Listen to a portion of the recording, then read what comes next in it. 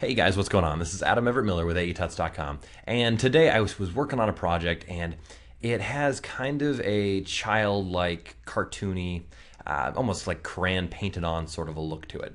And so initially I just had it on a plain white background, but I wanted to make it look more like it was on paper. And I've seen this effect before, but I wanted to kind of create something that made it look like, okay, this is really drawing on a piece of paper. So I created this looping kind of paper texture background, and then I thought, you know what, this is something that maybe somebody else could figure out how to make, but I'm going to show you how to make it just really, really quick in case you don't know how. So let's begin. Here we go. Let's go ahead and create a new comp, and 1280 by 720 is fine. And you're going to have to find out some paper textures first. So if you just want to Google image it or do whatever, I mean, in all reality, you can just crumple up a piece of paper and scan it if you need to, but I just found some from Google Images. Technically, I could get in trouble because they don't belong to me, but I don't think they're going to catch me because they're just paper textures and they're not that distinguishable.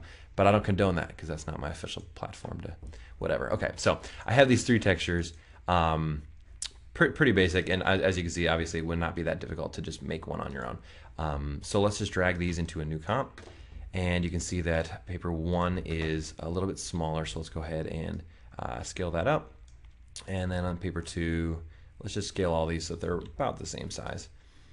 And then we'll take the position, and what's cool about this is since it's like kind of this portrait mode, we can essentially, from just these 3 textures, actually make 6 textures. So we'll just duplicate them and then bring them down there, and then the rest we'll bring up to that half. So now just using the 2 different sections of the same image, we now have 6 textures. Pretty convenient. Next thing we're going to want to do is just select all these, and we will drag them. Well, actually, let's just page down 1, 2, 3, 4, maybe 4 times, and then we'll just hit shift and it'll lock right into place there. So now we have pretty small little layers. I'm just going to trim this up here a little bit. I'm just going to bring it to 1 second, hit N, right click, trim. Just because I have limited space to work with since we're recording a tutorial.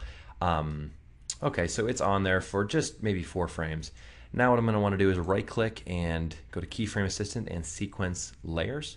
I don't want to overlap them because then I want to keep them all for for the duration of the frames allotted. So let's just take a look at this and see how this looks. Hitting N, let's just go through, and timing wise that's pretty good. Each texture is on there long enough that you can see that it's a texture. It's not just flying through, but at the same time, it's not just like holding the shot for a long time. It's moving along pretty decent. So next thing we want to do is, since we did get these different textures from different sources, we want to kind of blend them together, so that, not blend them, but make them look all pretty uniform. So next step we'll do is right click and add a new, it's off screen there, but adjustment layer. And then we can just go ahead and go to Effect. It'd be color correction and tint. I think it's off screen, but tint, and that will just desaturate it. So now there's not a crazy color difference from one image to the next. And you can kind of see that it's a little yellower in this one, and then I tint it. It's just going to desaturate everything. And then the next thing I would like to do is, I could put a white solid behind all of them, but what I'll just do is I'll just create a new solid. I'll make it white. And instead of lowering the opacity of each layer, I'll just take this white solid and I'll just lower the opacity of it to maybe like 50%. And what that's going to do is just kind of mute the whole effect. So now those little lines, all the little crinkle marks are not as pronounced. It should just be a little bit easier to swallow, so it's not distractingly crumply. So now that we have that, you would think that, okay, we can just now copy these layers and then repaste them and repaste them and repaste them until we have a long stair step all the way down. And that totally would work, but we're just going to apply a quick expression. It's not complicated at all. It's about the next easiest thing after wiggle. Let's go ahead, and we have that to the end. Let's trim this up. So we'll right click and trim. So all the way to the end there. Let's go ahead and take that comp 1, and we will drag that into a new composition. We're going to want to make it a little longer, so composition settings. Let's go ahead and just make it maybe like 20 seconds long. And all right, so you can see it's pretty small since it's only like, I don't know what it was, like 10, yeah, like yeah, not very long at all, like 30 frames. And so what we're going to want to do is apply, I could just copy and paste this as well and stair step that, but essentially what we're going to do is we're going to right click time and then enable time remapping, and that sets a keyframe at the beginning of the comp and at the end of the comp. And we want for just this one layer to loop from beginning to end to beginning to end to beginning to end. So let's go to the very last frame, and since it creates one like almost right after the frame, or when there isn't anything there, technically, like, yeah, that is the end, but I don't know, it doesn't recognize it. So let's just back up one frame, we'll create another keyframe, and then we'll delete the very last one because we want it to loop and never show any background.